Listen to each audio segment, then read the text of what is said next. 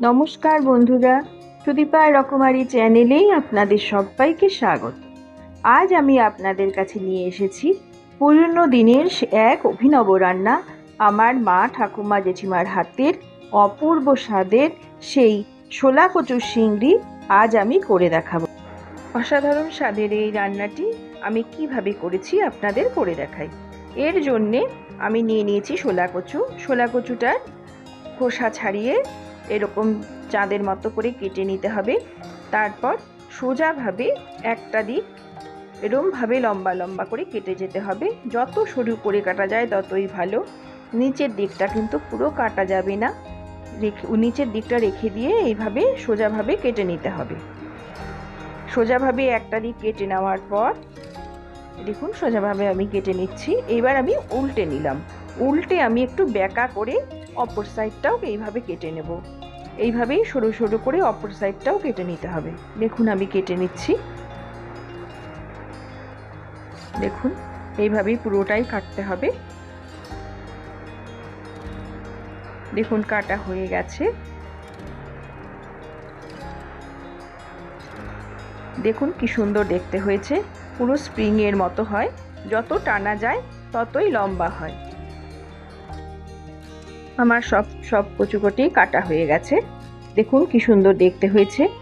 এই যে একদম নেটের মতো টানলেই লম্বা হয়ে আসে, দেখতেও খুব সুন্দর হয়।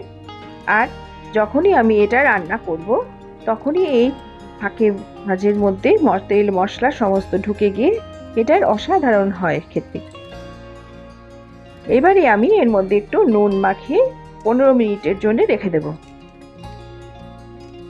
ভালো করে নুন মাখিয়ে রেখে দিলাম।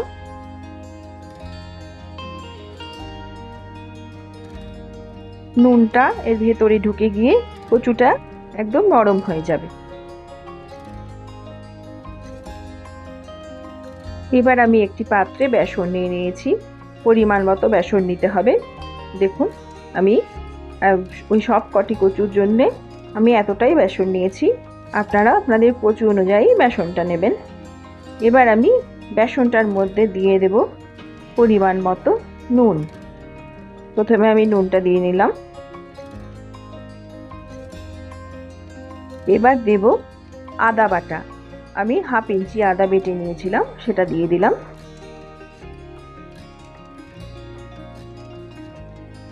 দেব হাফ চামচ হিং।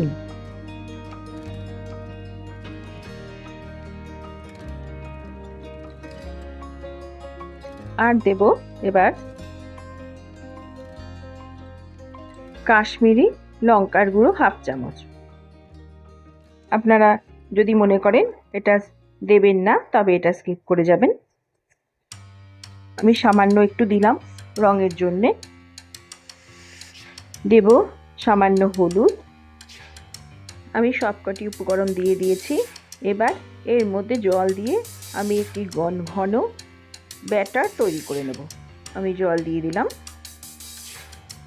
ভালো করে জল দিয়ে এটাকে মেখে নিতে হবে। দিয়ে একটি ঘন ব্যাটার তৈরি করে নিতে হবে। দেখুন এইভাবে ঘন করে আমি মেখে নিয়েছি।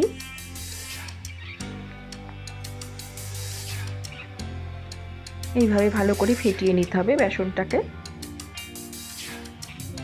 এবার আমি এর মধ্যে দিয়ে দেব 2 কলা সর্ষের তেল। সর্ষের তেলটা দিয়ে ভালো করে এবার আমি বেসনটাকে ফেটিয়ে নেব। ভেতরে যেন একটু দানা না থাকে সেইভাবেই ফেটিয়ে নিতে হবে। দেখুন একদম একটি ঘন ব্যাটার তৈরি হয়ে গেছে।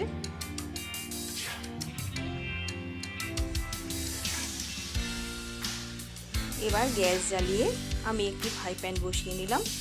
দিয়ে দেব সর্ষের তেল। আমি পরিমাণ মতো তেল দিয়ে দিলাম, সর্ষের তেল। তেলটা গরম হয়ে গেছে। এবার আমি আমার কেটে রাখা কচুগুলোকে বেসনে চুবিয়ে তেলের মধ্যে দিয়ে দেব। দেখুন একটি করে আমি কচু নিয়ে নিয়েছি। বেসনে চোবানোর পরে কচুগুলো দেখুন কি সুন্দর লম্বা হয়ে গেছে। এবং এর খাঁজের মধ্যেও বেসনগুলো ঢুকে গেছে। এইভাবে আমি প্রতিটি কচু ভেজে নেব। দিয়ে দিলাম।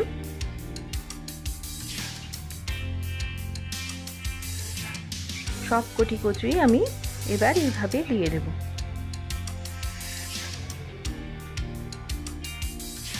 দেখুন কত বড় লম্বা হয়ে যাচ্ছে,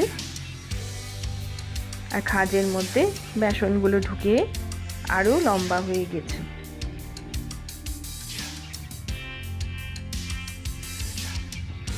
এইভাবে আমি সব কটা কচু এখন ফ্রাই প্যানে দিয়ে দিচ্ছি।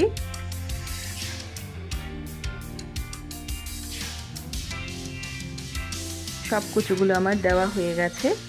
এবার আমি ভেজে নেব। খুব আস্তে আস্তে ভাজতে হবে, একটু সময় নিয়ে, তাহলে কচুগুলোর ভেতর পর্যন্ত সেদ্ধ হয়ে যাবে। গ্যাসের আঁচটা কমিয়ে নিয়ে ভেজে নিতে হবে। দেখুন আমার একটা পাশ ভাজা হয়ে গেছে। এবার আমি উল্টে দিচ্ছি। একটু সময় নিয়ে ভাজতে হবে। দেখুন এরকমভাবে লাল করে ভেজে নিতে হবে প্রতিটা কচুই।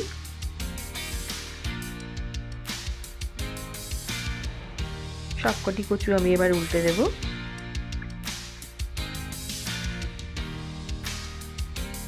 একটু হালকা হাতে আস্তে আস্তে করে এই ভাজাটা করে নিতে হবে। দেখুন সবকটা কচু আমি উল্টে দিয়েছি, লাল হয়ে গেছে একটা দিক।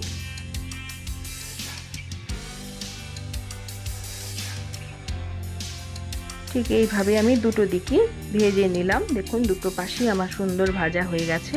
এবার আমি তুলে নিচ্ছি। এবার সবকটি কচু আমি একইভাবে ভেজে নেব।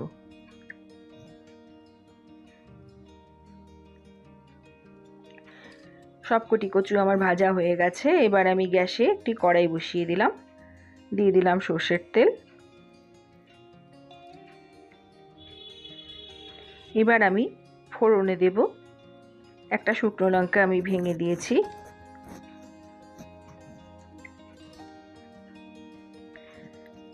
দেব এবার দুটো তেজপাতা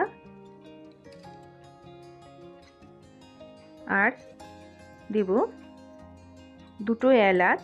আমি এলাচের মুখটার খোসা ছাড়িয়ে রেখেছি, সে এলাচ দুটো এবার আমি দিয়ে দিলাম। দেব অল্প দারচিনি আর সামান্য গোটা জিরে, সাদা জিরে, সামান্য গোটা জিরে দিয়ে দিলাম।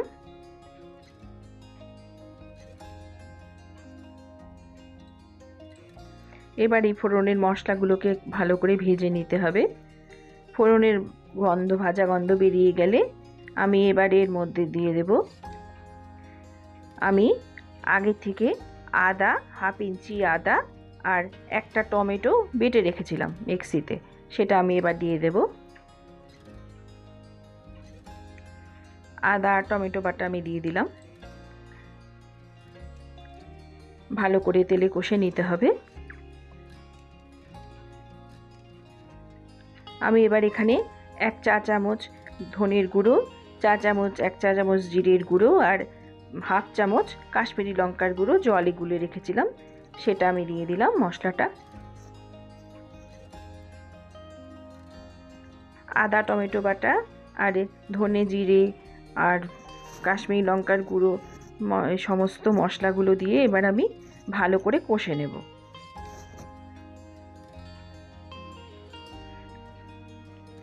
দিয়ে দিলাম হাফ চামচ হিং। দিয়ে দেব এবার হলুদ, 2 চামচ হলুদ দিলাম। এবার সব কিছু দিয়ে আমি মশলাটা ভালো করে কষে নেব। ততক্ষণই কষে নেব যতক্ষণ না মশলা থেকে তেল বেরিয়ে আসে।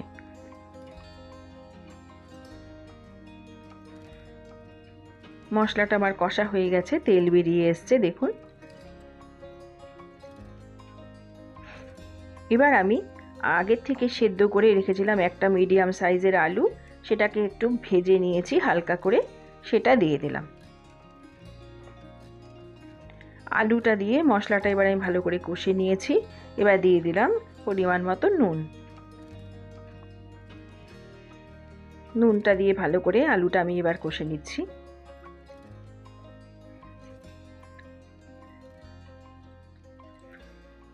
নুনটা দিয়ে ভালো করে আলুটা আমার কষা হয়ে গেছে। এবার আমি এর মধ্যে দিয়ে দেব, আমি কিছুটা গরম জল করে রেখেছি, সেই গরম জলটা এবার আমি এর মধ্যে দিয়ে দেব। দিয়ে দিলাম গরম জল।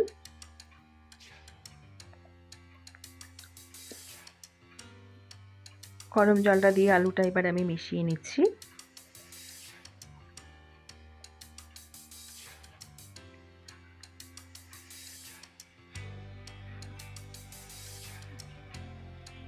এবার আমি এর মধ্যে দিয়ে দেব 4টে চিরা কাঁচা লঙ্কা।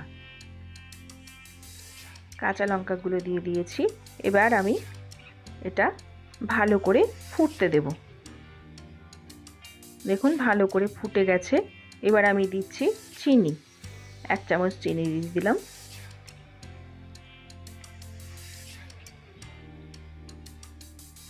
ভালো করে ফুটছে। এবার আমি এর মধ্যে দেব, দেখুন আমি এখানে নিয়েছি, আমি এখানে 1 চামচ গরম মশলার গুঁড়ো আর 1 চামচ ঘি আর 1/2 চামচ হিং একসঙ্গে করে মিশিয়ে নিয়েছি।